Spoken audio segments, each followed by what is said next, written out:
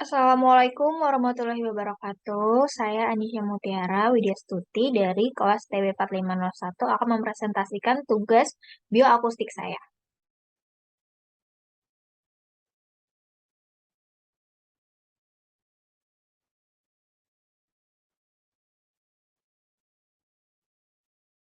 Jadi di sini saya mendapatkan nomor genap. Jadi di sini saya langsung nomor 2 saja.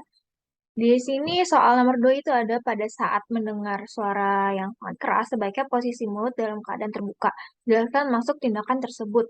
Jadi penjelasannya adalah untuk memastikan udara luar masuk ke telinga tengah melalui saluran Eustachius atau saluran yang menghubungkan ruang telinga tengah dengan rongga mulut, sehingga tekanan udara antara telinga tengah dengan saluran di telinga luar dapat seimbang. Nah, jika tekanan udara antara telinga tengah dan dengan saluran di telinga luar seimbang, maka gedang telinga tidak tertekan kuat dan sobek. Selanjutnya, nomor 4, jelaskan adanya gejala piezoelektrik yang terjadi pada sistem pendengaran kita. Efek piezoelektrik cukup unik karena material tadi dapat bergetar dan menghasilkan bunyi ketika diberikan tegangan listrik. Gangguan pada pendengaran ini paling umum terjadi jika Anda memiliki kondisi seperti ini, suara kita menjadi sulit untuk didengar dan tidak jelas.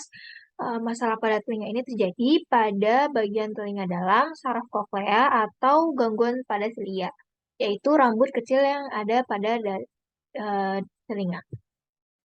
Selanjutnya, nomor 6, uraikan proses terjadinya perambatan energi bunyi pada sistem pendengaran manusia. Jadi, telinga kita memiliki kemampuan untuk membedakan karakteristik suara yang berbeda, seperti nada dan kenyaringan. Nah, yang mengacu pada frekuensi gelombang suara dan persepsi ini adalah intensitas suara. Pengukuran frekuensi suara diukur dalam hertz atau siklus per detik. Telinga manusia dapat mendeteksi frekuensi dari 1000 sampai 4000 Hz. Sementara itu, telinga bayi dapat mendengar frekuensi dalam kisaran antara 20 sampai 20.000 Hz. Jadi pertama itu adalah gelombang suara memasuki telinga luar berjalan melalui lorong sempit, yaitu saluran telinga mengarah ke gedang telinga. Yang kedua, gedang telinga bergetar dari gelombang suara yang masuk dan mengirimkan getaran ini ke ketiga tulang kecil di telinga tengah. Yang ketiga, tulang di telinga tengah meningkatkan getaran suara dan mengirimnya ke koklea. Yang keempat, setelah getaran menyebabkan cairan di dalam koklea bergetar, gelombang suara berjalan di sepanjang membran basilar. Sel-sel rambut, yaitu sel sensorik yang berada di atas membran basilar, mengendalikan gelombang suara. Sel-sel rambut di dekat ujung lebar kokleam kemudian mendeteksi suara bernada tinggi, sedangkan yang lebih dekat ke tengah mendeteksi suara bernada rendah. Yang kelima, saat-saat sel rambut bergerak, komponen seperti rambut yang sangat kecil atau dikenal dengan stereosilia bertengger di atas sel-sel rambut menabrak struktur dan lengkungan di atasnya. Inilah yang menyebabkan stereosilia terbuka. Lalu bahan kimia masuk ke dalam sel dan menciptakan sinyal listrik. Yang keenam, saraf pendengaran kemudian membawa sinyal ini ke sistem saraf pusat dan mengubahnya menjadi suara yang kita kenal dan pahami pada saat ini. Lalu nomor 8, mengapa gelombang ultrasonik dapat menimbulkan panas pada jaringan tubuh kita?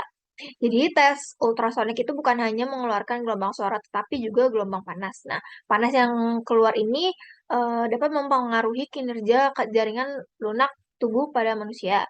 Panas yang keluar dapat mencapai 40 derajat Celcius. Hal ini menyebabkan kavitasi. Nah, kavitasi ini adalah gelembung kecil gas yang keluar saat suatu jaringan tubuh mendapat tekanan negatif.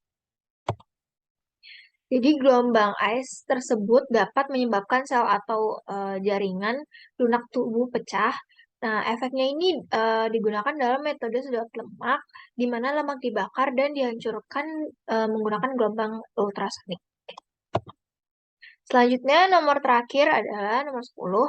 Sebuah pintu dekat jalan ramai luasnya 3 meter persegi. Jika diketahui ambang intensitas di pintu adalah sebesar 8 bel, tentukan daya akustik gelombang bunyi pada pintu tersebut.